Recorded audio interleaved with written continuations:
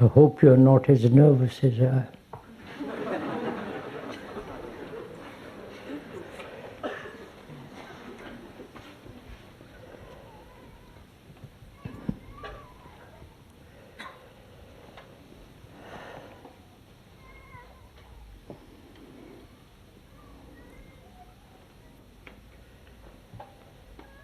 Each time that one talks, one goes through all this nervousness, apprehension. One doesn't quite know what one is going to say. At least I don't.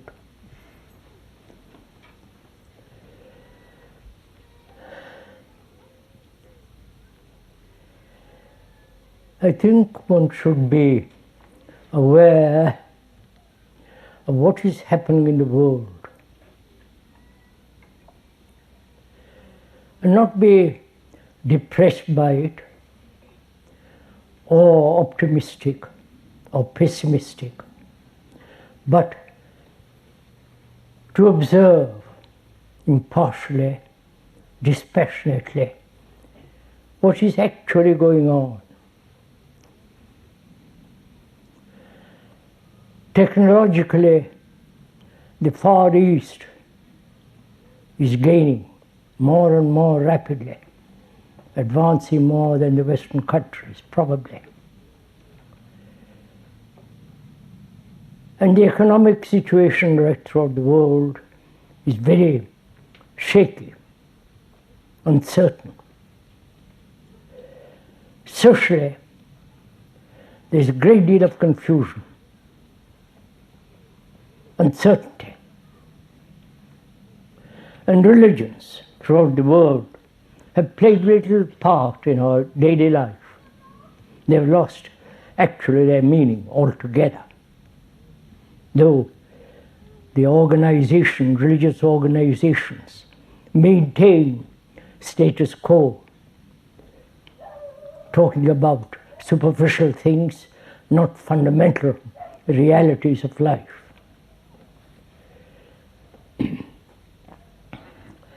And what is going to happen to man in the future? To all us and our grandchildren or whatever they are, what's going to take place?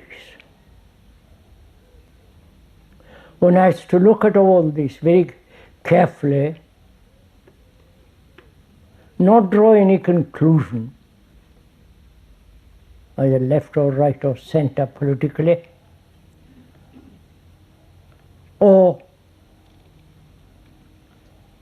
in any way take sides, not be committed to any political, religious body, but be concerned with what is happening to man. They are preparing for war.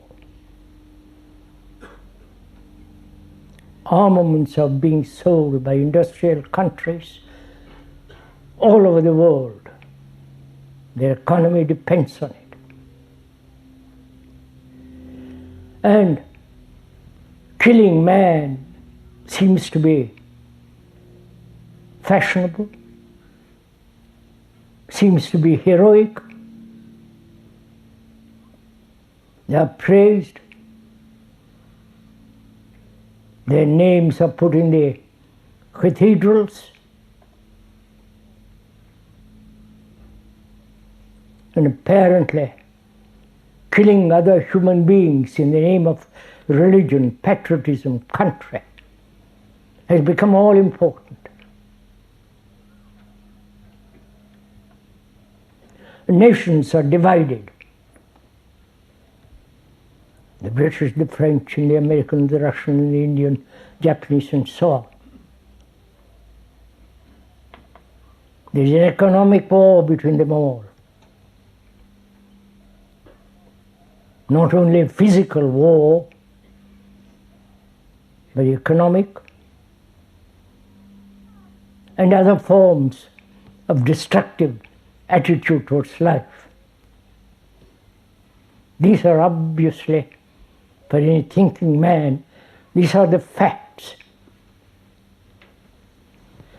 And when one observes all this, one asks what a human being, like you and me, what can we do in this world? This becomes a rather serious question. Some of us join some other group, commune, or follow some leader, putting on different kind of robes and so on, which doesn't really fundamentally affect the whole movement that's going on in the world towards destruction, towards war, in which the human existence has very little value. And when one asks, what am I to do facing all this? And we must ask this question together. That we must think this out together. Not accept what the speaker says, but together, you and the speaker,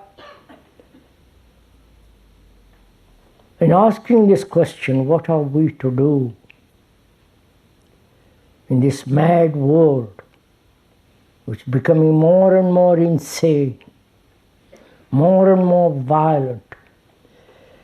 Appalling things are happening of which we don't know. Chemical warfare, biological warfare, nitrogen bomb and neutron bombs. These are going, the scientists are preparing all this. If one country invents something more than the other competes with the other. Scientists are maintaining all this. And the philosophers are merely spinning a lot of words. Now what shall we, as human beings, living in this world, with our families, with our children, what's our action? What's our responsibility? Just to turn our back on it? Retreat into some monastery?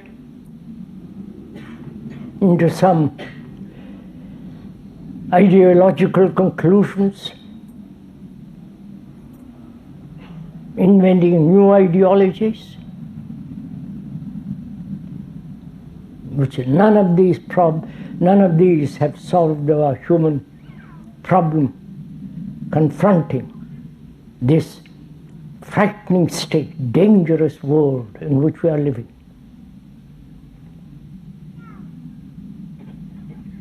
So please, you're not just listening to the speaker,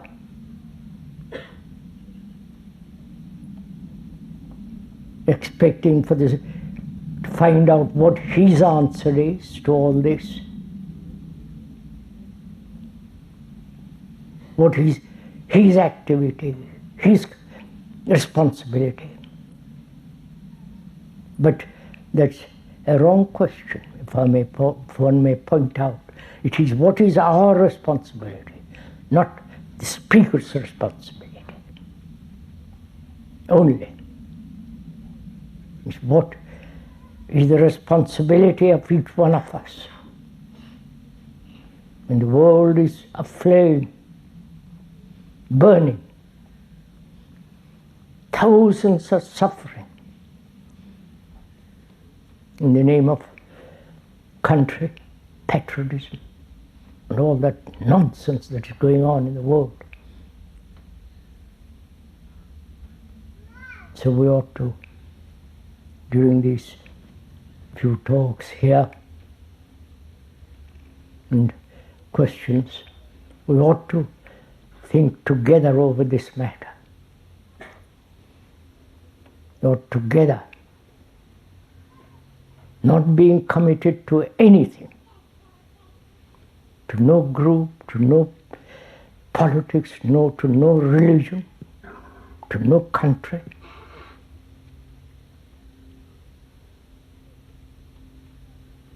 And together find out what we, as human beings living in this dreadful world, what is our responsibility?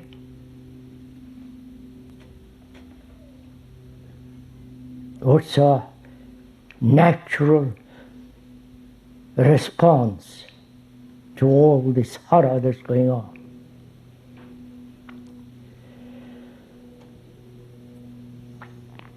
First of all human beings throughout the world, East, West, or Middle East, are going through great many difficulties.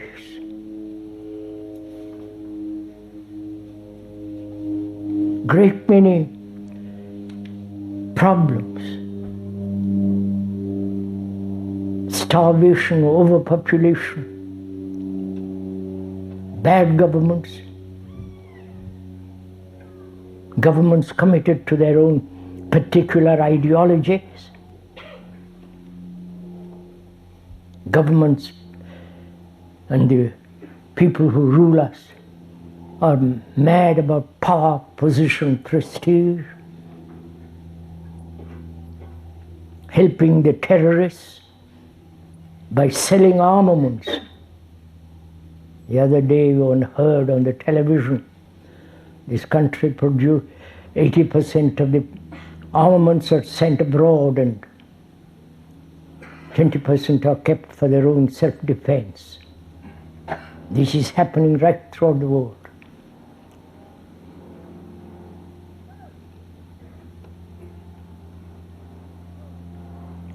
And human beings have suffered endlessly for millennia upon millennia.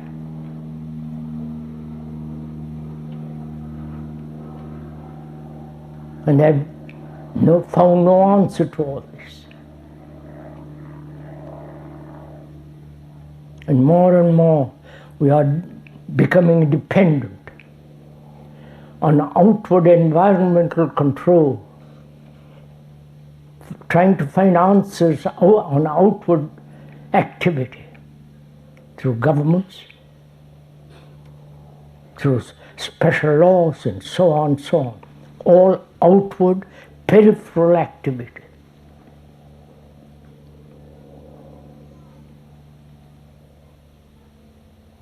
And apparently the answer doesn't lie there, neither in politics, nor in separate nationalities, nor in the various religious organizations, sectarianisms. There is no answer there at all. But we're always seeking answers for fundamental human disturbance in the outward symptoms. We're trying to deal with superficial symptoms without going very, very deeply. And why human beings throughout the world are behaving as they are. Callous, indifferent, totally concerned with themselves.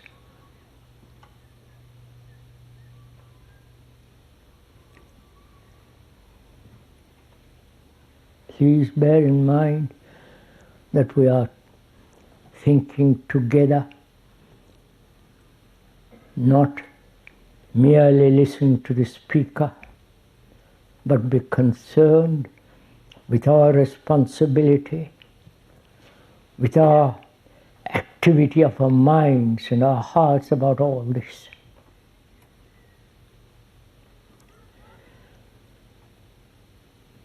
First we ought to look, I think, at the consciousness of mankind. Why this consciousness, which we are, why it has become what it is. Each one of us thinking that our consciousness is ours, our particular inheritance, our particular evolution. It belongs to each one of us. And we are confined to that limitation. This is what each one of us thinks. It's our consciousness. Each one of us, each one of our particular isolated consciousness. Right? That is a fact. Each one thinks what you are is your special inherited result, yours. Now we are going to question that. Is that yours? Is it your consciousness? Or the consciousness of all humanity which you are? That is, all human beings throughout the world, wherever they live, under whatever climate, under whatever government, religion, they go through great fears, anxieties, sorrow, misery, some vague happiness. This is the common lot of every human being, right? Of every human being. Even though they may be highly placed, living in great houses, or in a hut and poverty, mankind goes through this. So there is the common consciousness of which we are. So it is not your consciousness. You suffer, you are uncertain, great anxiety, loneliness, depression, seeking something beyond all this, calling it God, outside agency, and so on, so on. Every human being, please do realize this, not a verbal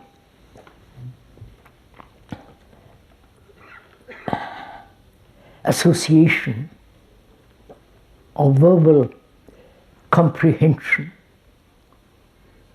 or some intellectual conclusion, but an actuality, a reality that we, each one of us, is the rest of mankind.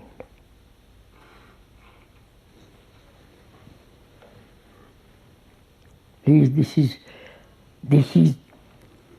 this must be really grasped, because from that we are going to find out what to do then. If we are not clear on this point, not clear in the sense, not verbally or intellectual, but in our feeling, in our hearts, in our depth of our being, in our blood, that every human being, whether they live in the totalitarian states or in the so-called democratic world, the capitalist or the other, left or right, Indian, Japanese, black, white, purple, whatever the race and religion, every human being goes through this, as each one of us does. Agony, tears, laughter, worshipping something that thought has invented.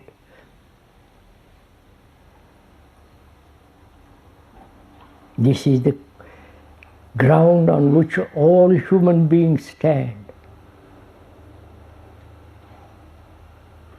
You cannot possibly refute it.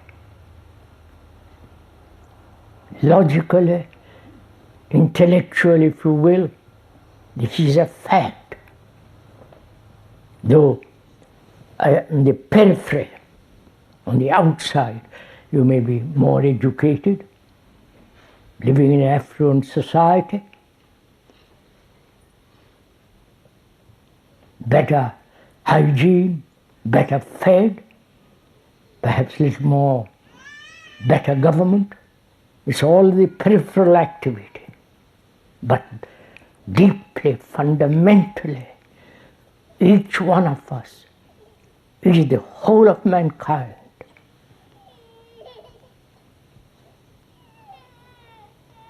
Right? Do we actually comprehend this? Or our brains refuse to accept such an idea, refuse to see the fact, because we are so conditioned that my life is mine,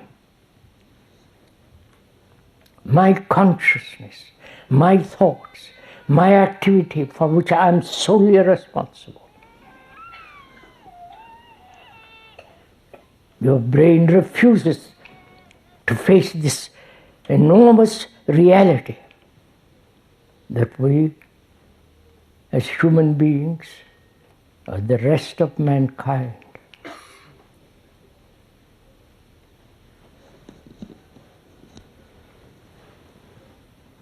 We can endlessly discuss this, pros and cons. We can endlessly analyze whether we are separate from all other human beings, consciously, in our consciousness. You may be tall, you may be short, you may be pale, you may be white or semi-white or brown, black and so on. Those are all peripheral, outside activities. But deep inward states, we are like the rest of mankind. So you are the mankind. You are the rest of humanity. Right? Please, this is real. One has to be industrious with regard to this. Work it out. So that when this is absolutely, irrevocably clear, then we can proceed to inquire what we human beings can do.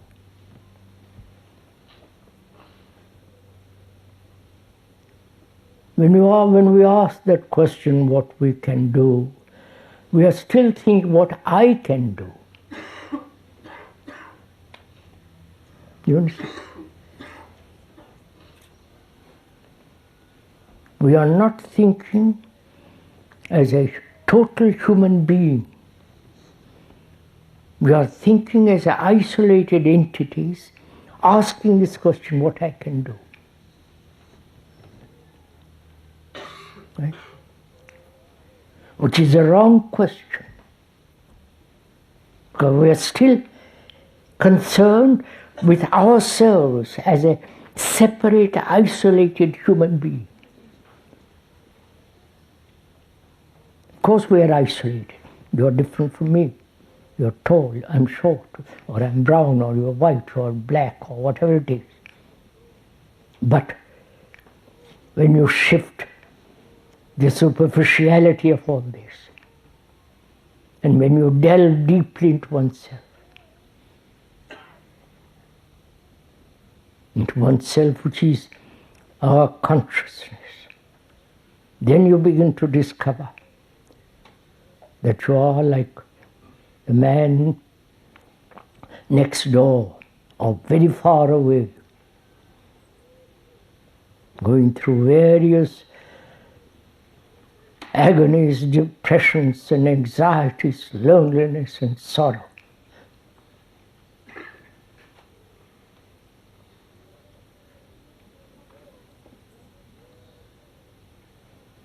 Very few of us ask such questions.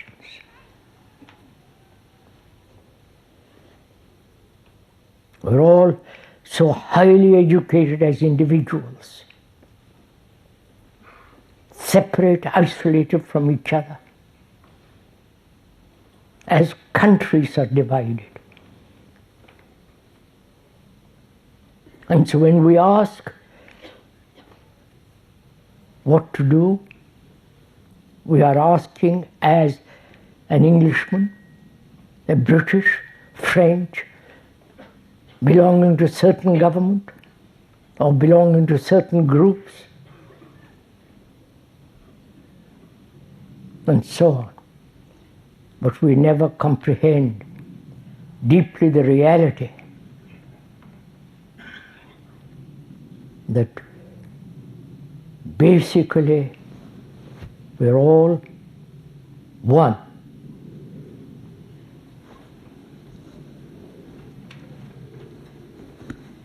Can we move from there? Not. We can move, talk about other things very easily. But if this ground is not actual, on which we can stand firmly, nothing can shake us from that.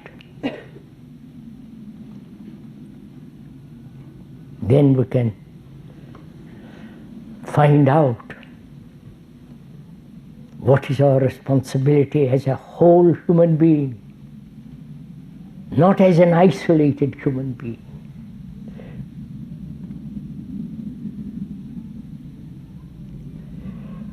We are going to go into it more and more as we go along. We are thinking together about these matters. Please, the speaker must insist on this. The speaker is anonymous. He has no authority. He, as a person, he doesn't exist. He merely observing. We are both observing together what is happening. So please don't pay any attention or give any importance to personality. It's like a telephone. You don't respect the telephone. Put garlands around it. Worship it. You listen to what it has to say. The telephone may be black, white, has many colors now, I believe. But when you give it importance, it becomes too absurd and childish. So we can proceed.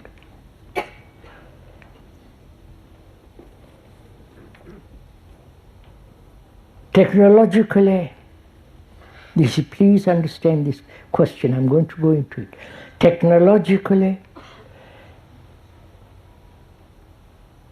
man has turned his mind towards the perfecting more and more technology, computers, armaments. So technology is moving more and more to the east. to the Far East. That is, man has given importance to technology. Right? Better instruments of war, better communication, better means of killing another human being.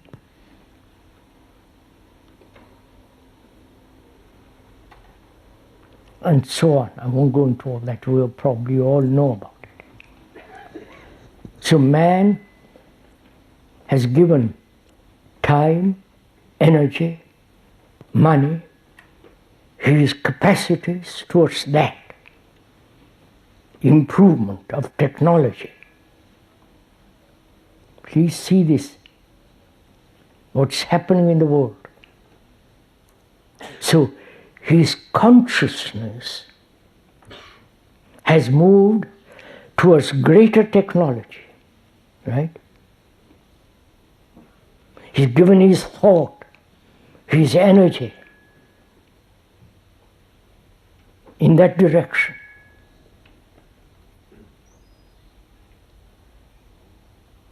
So our brains are becoming more and more technologically minded, gadgets. Please, we're not saying you shouldn't have that. We are saying that it's inevitable. That's what's happening. And man has given very little time, energy, thought in any other direction. He doesn't say, I am going to find out for myself what I am, why I behave like this. What is beyond all this in my... We haven't given a thought to it. You understand the two? That is, man has given enormous time and energy towards the conquering of environments, which is sky, heaven, and the world. And we have not given that equal energy or time or a vitality to inquire within ourselves, you know, what we are, why we behave like this. Is there anything ultimate? Is there any existence without cause? Which is the inquiry of something far greater than all technology, all human thought. You see the picture? Technology is invading our whole consciousness. And we are not giving enough energy and time to the other. And if there are few who do, they are submerged by the other. Please see the actuality of all this. I hope this is all clear, that we are all talking, we are all understanding each other, what is being said.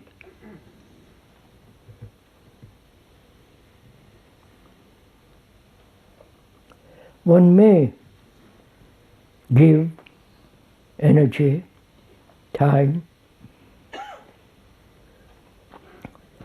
to the inquiry of that which is material and that which is far beyond all material explanations. If there is something eternal, beyond all sorrow, very few of us give time to it. And when we do, perhaps one or two here and there, then the other world submerges it. So, if all of us who are listening here give time, energy to the inquiry of something beyond all this, then we are adding to that consciousness something which is not technological world at all. Are you understand? Am I making this clear? Suppose you give your time, energy, your capacities to real inquiry, not accepting belief and all that childish stuff, but deeply inquiry. Inquiry is different from analysis. Inquiry is to observe and pursue that observation.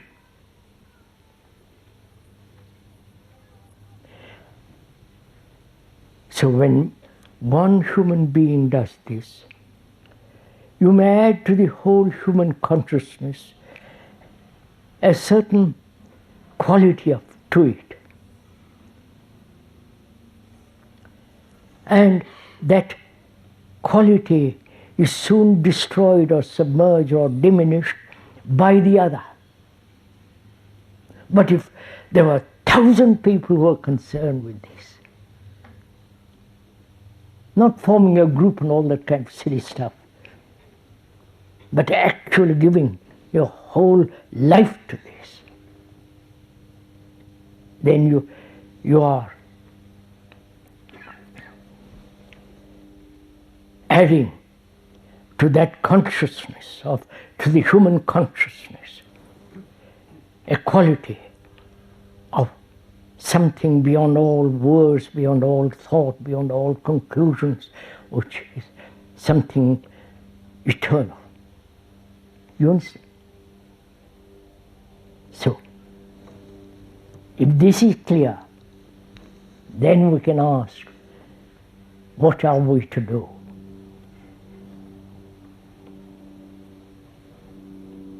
Not before. It becomes a superficial activity.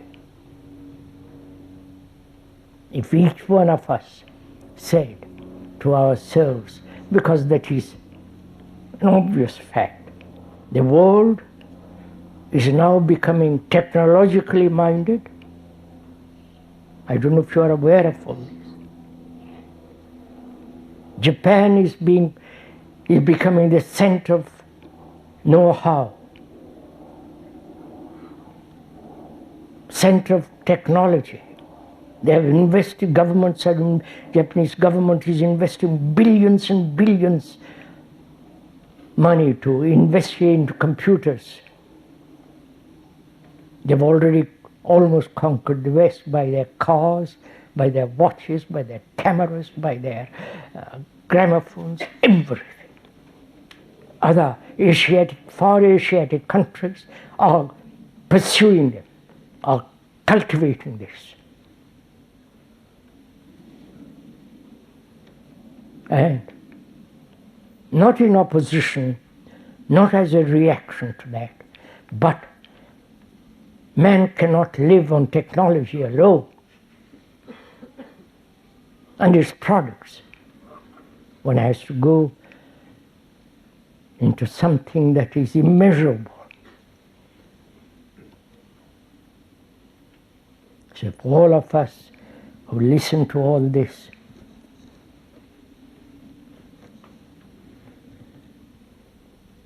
give time and energy to this inquiry, then that very inquiry will answer that question. What am I to do? Right? So we are going together to find out how to inquire.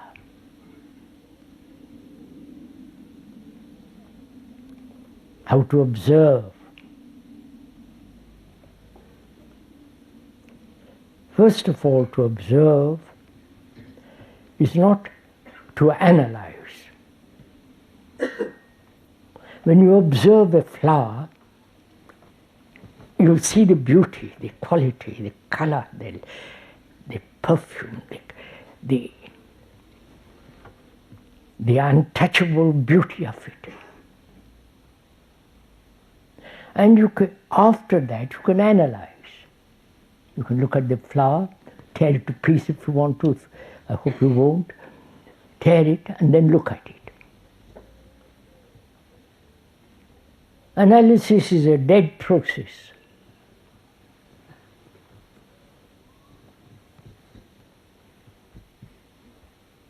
Observation is not. Analysis implies the analyzer and the analyzed. The analyzer thinks he is separate from that which he analyzes. This is whole psychology.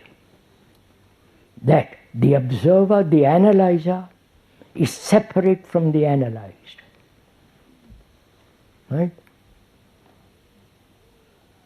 It is not a fact.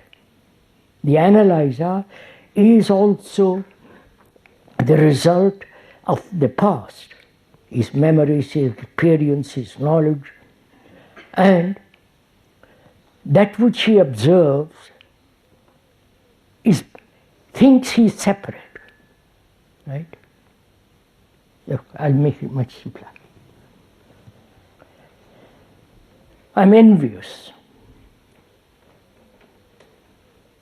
Envy involves jealousy, comparison, imitation, conformity.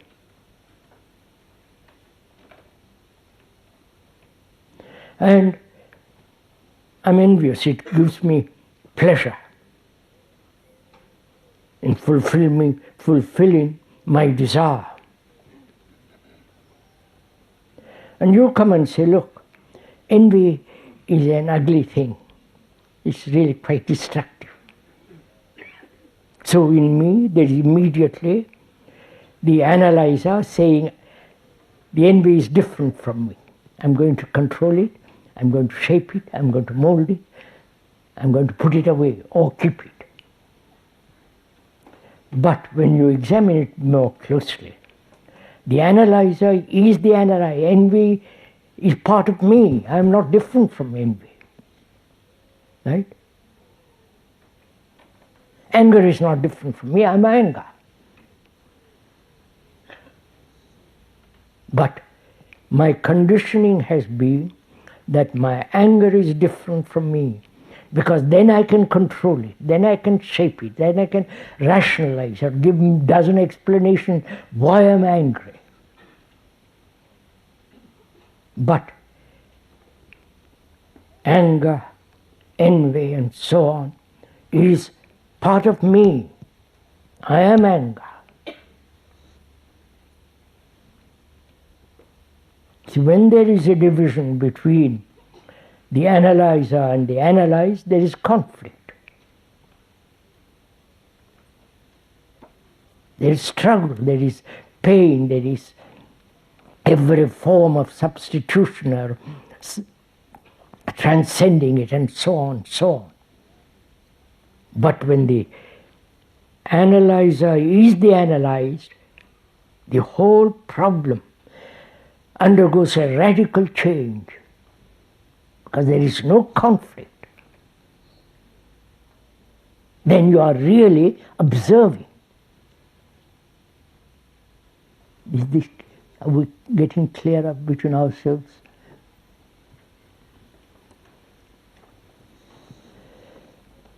Please don't look so solemn. Is this clear for ourselves? Because we have lived with conflict. All our relationships are based, bring about conflict. From childhood, we live with conflict. The more, the better. This measurement, which is the space between what is and what should be, which is the measurement, which is time, is bringing about great conflict in us. I am this, but I will be that. Either in the business world or in the artistic world, or in our daily life. This conflict we accept. We say that's normal, healthy. It brings about progress, all that blah, blah, blah. But if you are inquiring into whether the brain, whether the mind can be free from conflict, then you have to go into this question, whether the observer, the analyzer, is entirely different from the analyzed, or the analyzer is the analyzed, and therefore the ending of conflict, and therefore observing what takes place when there is no conflict. Because if I am envy, I am envy. I don't say I should not, I must, or I am. But I observe the movement of envy. Right? Observe without any pressure, without any future to that which is being observed. This requires great deal of attention, great deal of energy to look so clearly. Then the whole conditioning of man who has accepted conflict as the way of life disappears completely.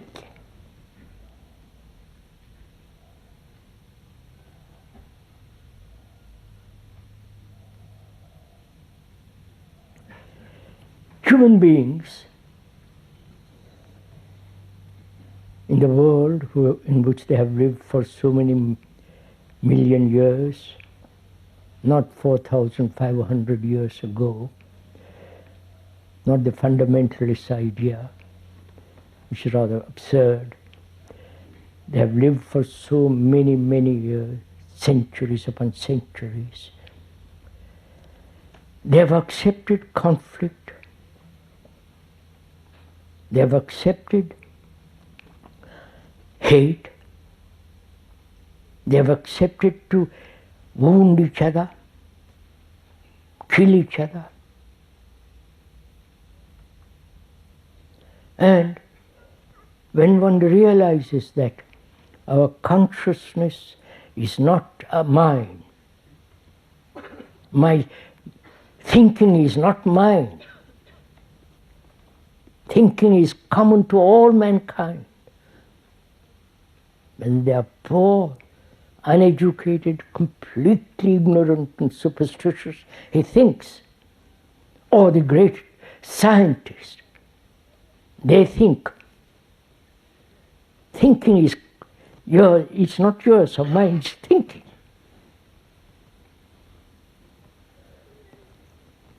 And one begins then to discover that the observation is far more acute, direct, has a quality of decision.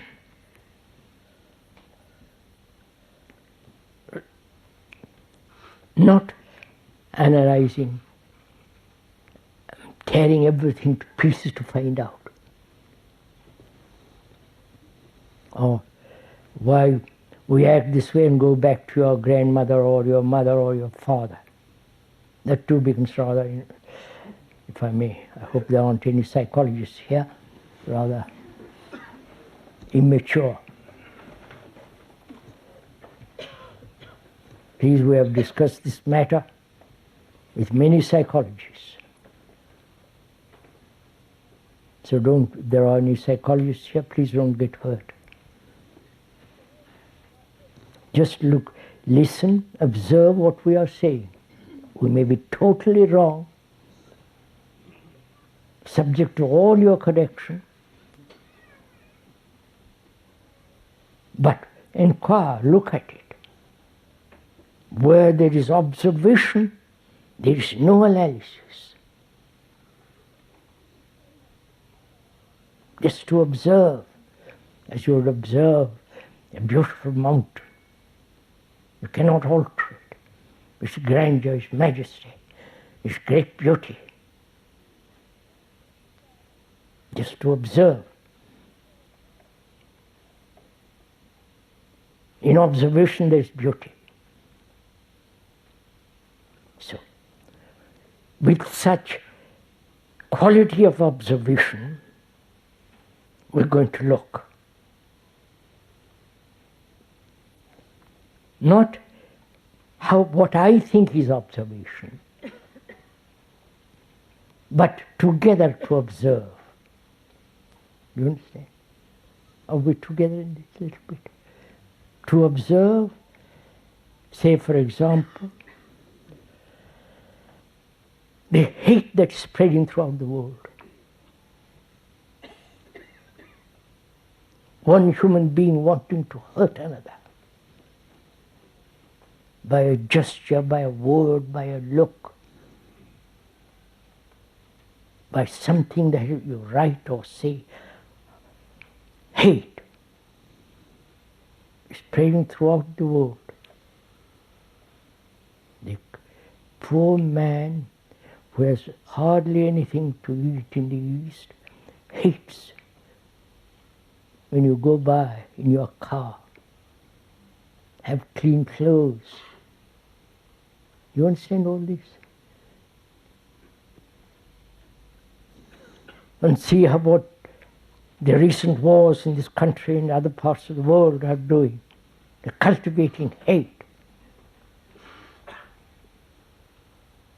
in the name of God, in the name of country and all that, patriotism and all that childish stuff. So observe this hate.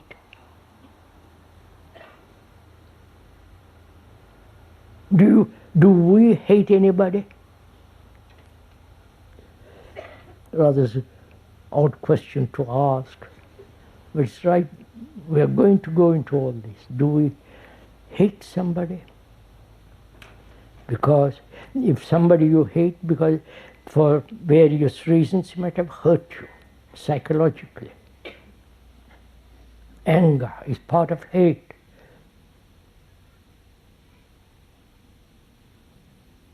When you observe,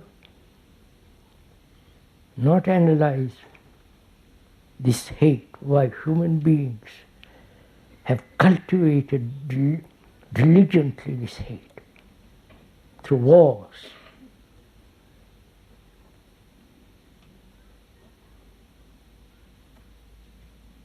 Can one, in oneself, can one honestly, without any sense of hypocrisy, dishonesty, say, I've observed my hate for another, and it is in observation, which is like a flame of attention, wipes away that hate.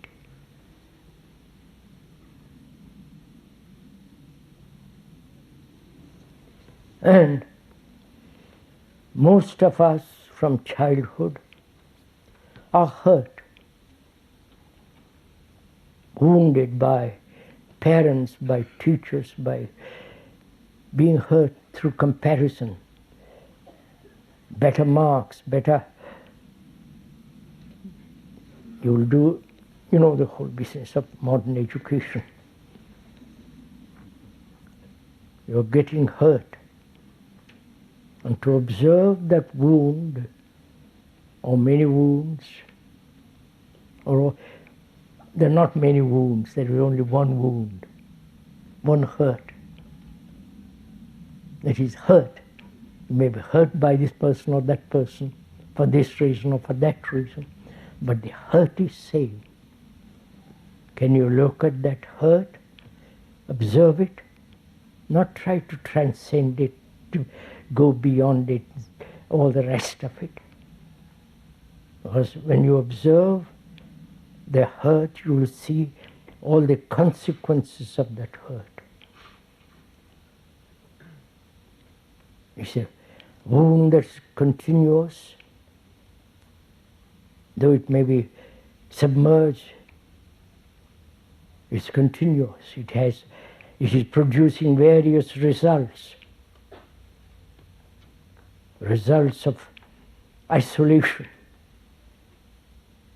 fear, the gradually resistance and further isolation. So when you observe very closely this hurt, which is to observe, to give your total attention to that observation, is like fire that burns out, that cleanses the wound.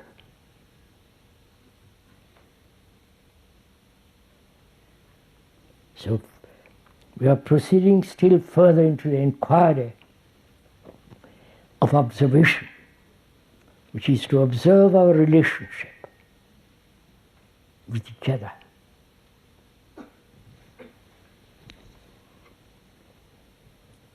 Observe our relationship with the intimate or not. What actually is our relationship?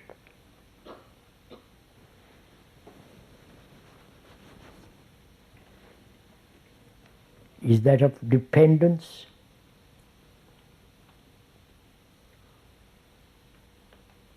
Is it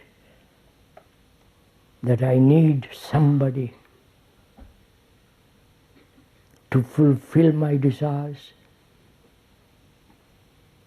to escape from my loneliness,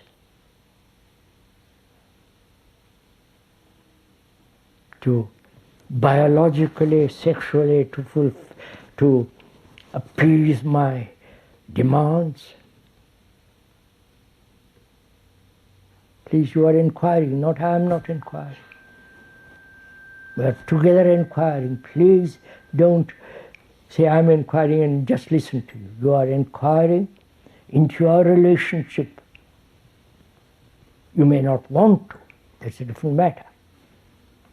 You can shut your ears or leave the marquee.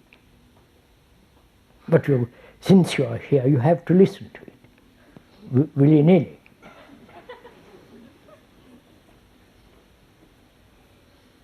So, what's your relationship? Just to observe the quality of that relationship.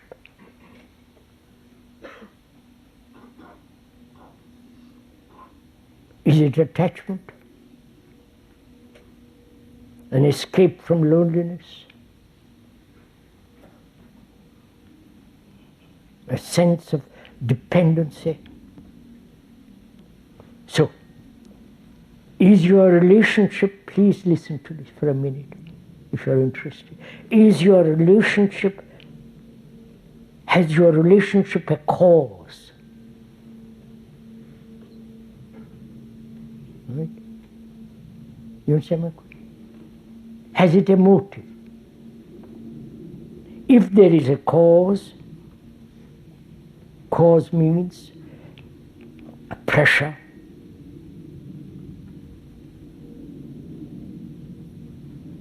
a motive which is a movement of intention, conscious or other, or not. That which has a cause must inevitably end. You understand? If I have a cause to love you, think of the horror of that. If I have a cause to love you, because you're all sitting in a large audience and it gives me great pleasure, which is my cause, my motive, then the consequences of that are ugly. So I depend on you.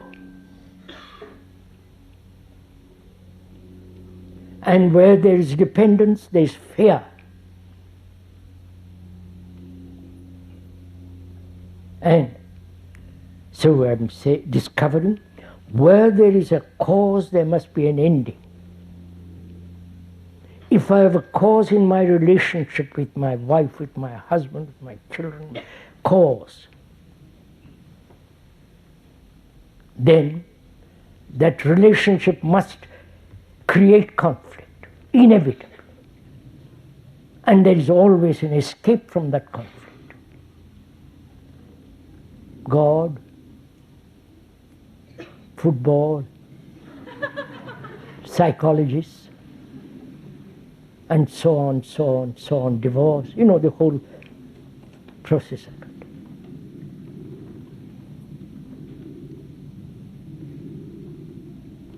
So when you look at one's relationship,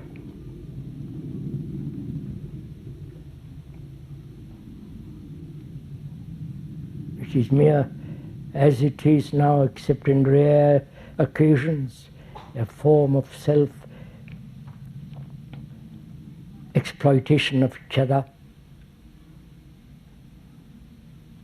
In that there is great ugliness and brutality and violence and quarrels and all the relationship which most of you know.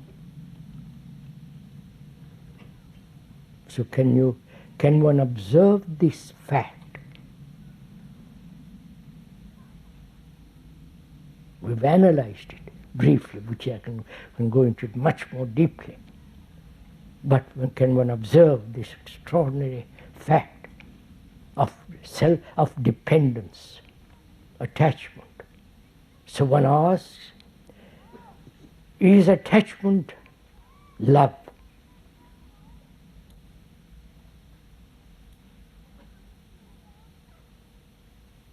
Is love possession? My wife, my girl, my husband, attachment. Is that love? If that is love, then it has a cause, right? Because I depend on you because you satisfy me, gratify me. And therefore, where there is a cause, our relationship must inevitably end up in conflict.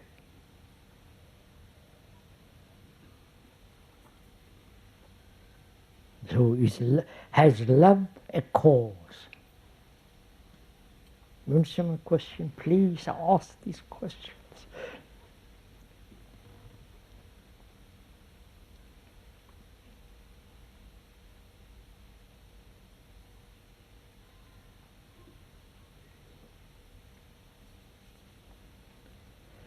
So one has to observe closely the nature of relationship and love. Love has now become trodden upon, you know what it has become. Sex, pleasure, form of entertainment. And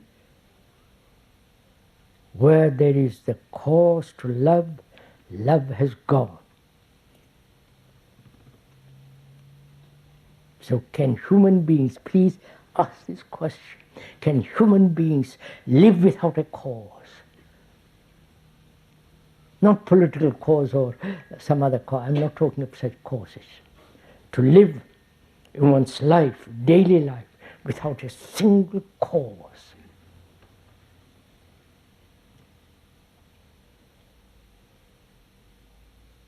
Is at all possible? Or we are so conditioned that as we have lived for thousands of years on causation and its effect, it's very difficult to observe a life without causation.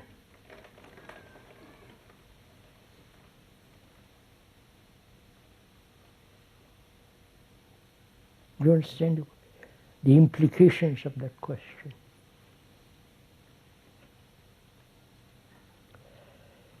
If the speaker comes here and talks because he's got a motive, propaganda, fame, notoriety, bigger audiences, so therefore gratifying to the speaker, all that business, then the speaker has a cause. And then what takes place? He's in a terrible pickle.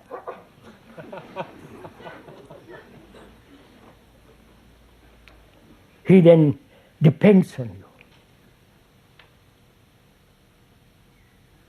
He wants your flattery, your criticism, all that's.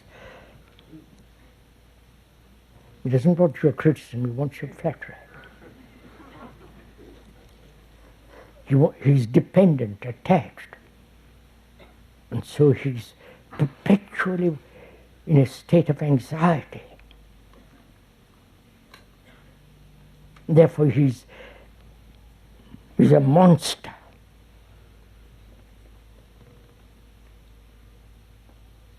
He's exploiting you.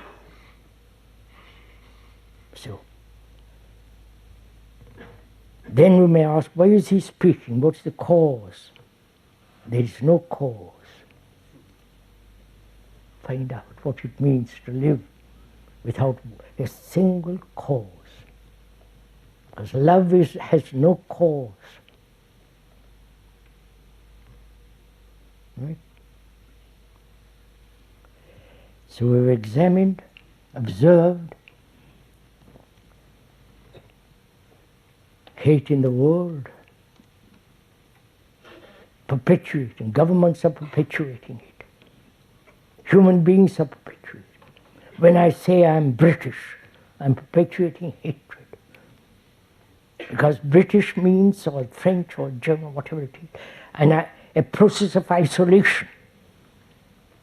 Where there is isolation, there must be conflict.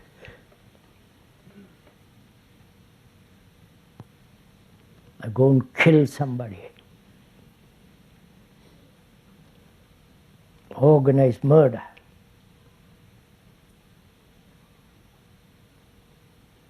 And we observed the wounds that one has received from childhood.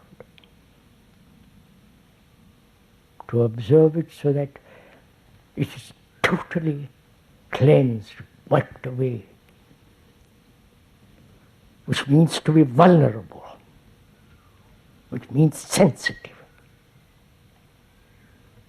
A sensitive person is not wounded, he's sensitive.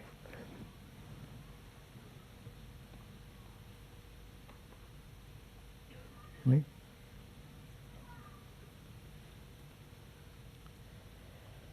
Because then a sensitive person is attentive, watchful. And when there is attention, there is no space for getting hurt. And also we looked at, observed relationship, which is very important in our lives. We cannot possibly live without relationship. You may go off into the mountains by yourself, but you are related. Related means you are carrying all the tears of the world, the laughter, the pain, the anxiety, the loneliness is there.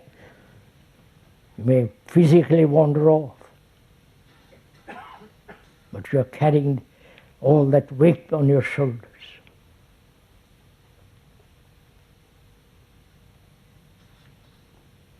As relationship is extraordinarily important. We live by relationship. We cannot possibly escape from relationship. But we dictate what that relation should be.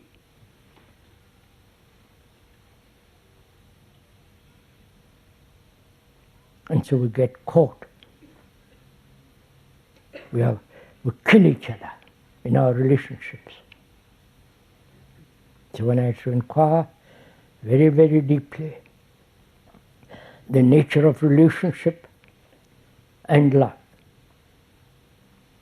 Where there is a cause, there is an ending, a conflict, a brutality in that relationship. So one has to find out what love is.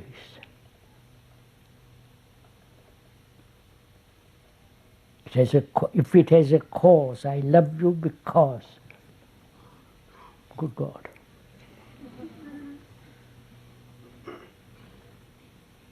Then it's a trade. And to find out much more is to find out to live without a cause.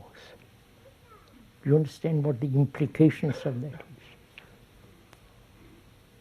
There is no ending to such a life, such a way of living. Right, better stop now.